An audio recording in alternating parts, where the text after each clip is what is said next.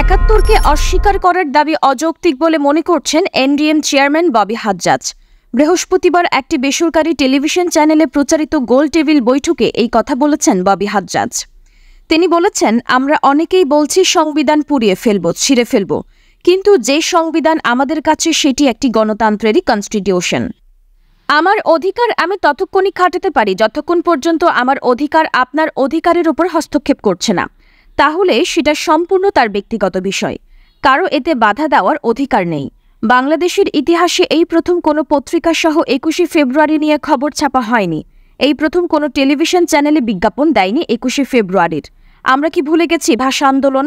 আমরা কি ভুলে যাব ২৬শে মার্চ?